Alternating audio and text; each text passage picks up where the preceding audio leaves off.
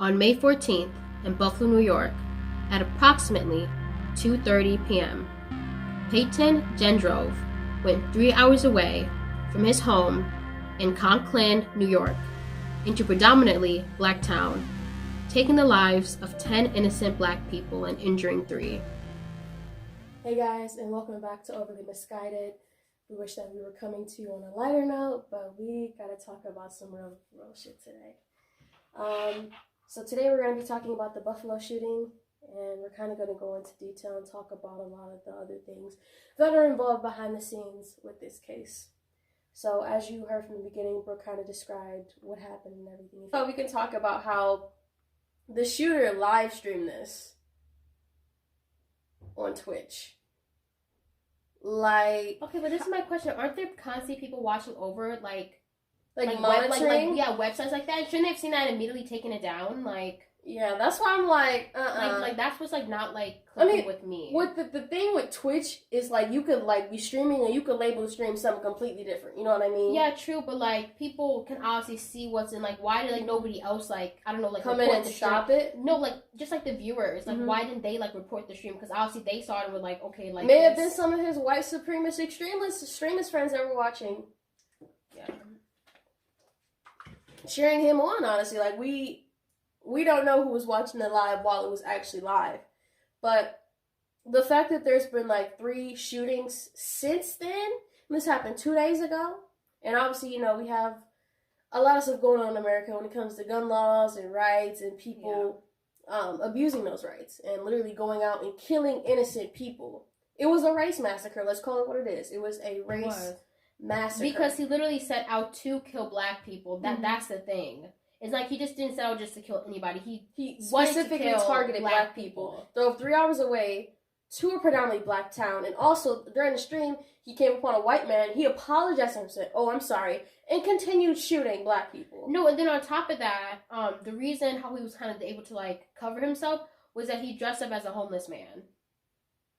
You know that? No, it looked like he had tactical gear on and stuff. Did he have it on top? He literally dressed up as a homeless man, so that nobody really paying him any mind. But yeah, so I don't know how long he was there for acting like a homeless man, but yeah. So you think he was there? He was there dressed as a homeless, scoping the place out. That's what I think could have possibly happened. Yes. Why is this a reoccurring theme in young white males continuing this pattern? This pattern of going after groups of people, not only black people, just carrying out terrorist attacks in the United States. And the news doesn't call them terrorist attacks; they call them mentally disturbed white boys who need help and therapy. And the same thing, similar to because there was an Oxford shooting that recently happened. It affected a lot of people that I know because a lot of people went to Oxford High School. And there was I can't remember what grade he was in. I think was he a sophomore? I think so, something like that. Basically this white kid who was a sophomore at Oxford High School decided to shoot up the place, and they basically related it back to mental health, mental illness, something was wrong with him. Something is definitely wrong with him, but it's you're knowledgeable about what you're doing. Right. You planned it and you carried it out. And it's the point that they want to say that because they know that the trial won't be able to be trialed correctly if they say it's mental health, because you can't, if somebody's mentally unstable, you can't put them because they weren't in the right mind. Right. They weren't themselves, but it's you knew what you were doing. You wrote the N-word and multiple things on that gun that were racist. You wrote names of people, names of victims, name of evil white supremacists that you look up to on that gun. You wrote he wrote 180-page what's the word? I can't think of the word, but basically about how the internet and the white supremacist ideologies that he learned from the internet, he indoctrinated himself basically. Yeah, so basically he studied up on everything. He wrote a whole dissertation about how much he hates anybody who's not white, basically. Anybody who's not white. And I'm just what is wrong with these young men? And then again, it's crazy how they play it on the media, how they say, he was a white teenager who did this, and that. But when it's a black man, they say it was. When it's a black teenager, he was criminal. He's part of a gang. He was violent. The fact that they walked him out, patted him on the shoulder, put him nicely in a car. They talked him down when he was about to kill himself. They should have shot him down like the animal he is. And this was purposely done. They purposely show, like, on the media how, like, they treat white people compared to us, to just, like, remind us, like, yeah, like, you are below everybody else, and remember that, basically. Right. Tamir Rice didn't even get to see the age of 13 because they thought he was playing with a real gun, which was a toy gun. But they let this man who killed 10 innocent people walk out, live to see another day. Yeah. And now he's pleading not guilty. It's all on camera. How were you pleading not guilty? On top of it, it's not even that these people that he shot up were, like, they were completely innocent people. Like, many of the people that were actually, like, the 7, like, people that, like, were identified, many of them were on the police force. Yeah. So it's like, yeah. That's the crazy part. And it's like, he's going into black communities in the vulnerable areas where no one's thinking about it, but you won't go into the hood. You won't go into the area where there's actual gang members who will shoot your ass up. You're not going in those places because you know you're not going to survive, buddy. You're going after innocent people. And now that it shows us as black people, we've already been like this, living our day-to-day lives. We got to watch our back even more now. Yeah. Because white people, there are some crazy white people out there. The white supremacists, these ideologies, take over and consume white people. He had what's it called? The Great Replacement Theory that he read into and felt like, well, basically minorities are taking over the United States. And like I said, last podcast, by the year 2045, white people will be the minority.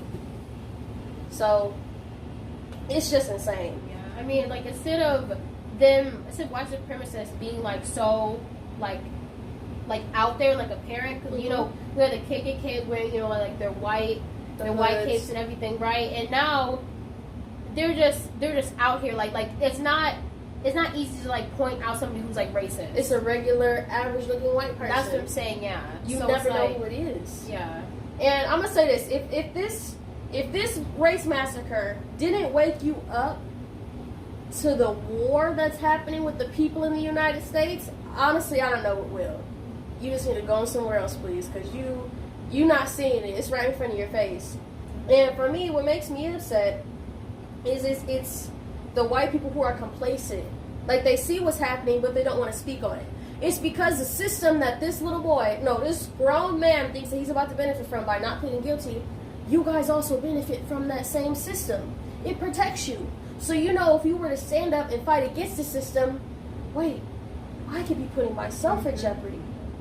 You know what I mean? So it's like, it's not up to black people. It's not up to minorities. It's up to the white people who built the white supremacist system. Right, because we can march all day long, we can protest all day long, and, like, literally nothing will change. And all that would do would just make them be like, oh, look at them, like, creating more violence, like, all this, creating more tension, right, between the races. When really it's like, we're not the ones creating tension. We're just the ones that's trying to wake other people up so that they see what's going on. And my thing is they know. They know exactly what they're doing. So the white people who don't care, who don't want to speak on it, you're part of the problem. You are. And by you not saying anything, I'm going to put you in the white supremacist category because you're benefiting from the system. So honestly, I don't have anything else to say. This is just honestly... Seeing this news is devastating, but it's sad because I feel like we're so desensitized because we see this stuff so often in the news. It's literally like another black massacre happened. Just like Tulsa, just like Rosewood. And it's just sad to, like, say that and everything because, like, obviously, like, nothing's going to be done. I'm just going to say that because I know people will be like, oh, that's kind of dark, but, like, it's true. Like, nothing's going to be done about this.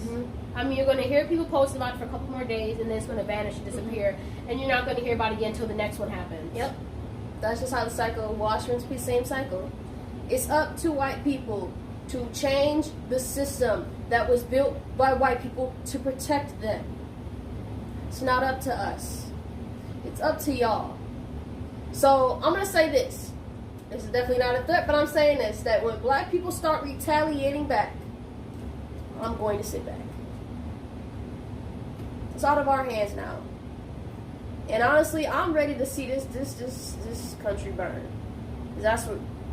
If we want things to change, everything needs to fall. Everything needs to crumble. And you also know this is taught because, for example, I teach little kids literally of, like, every race and stuff like that.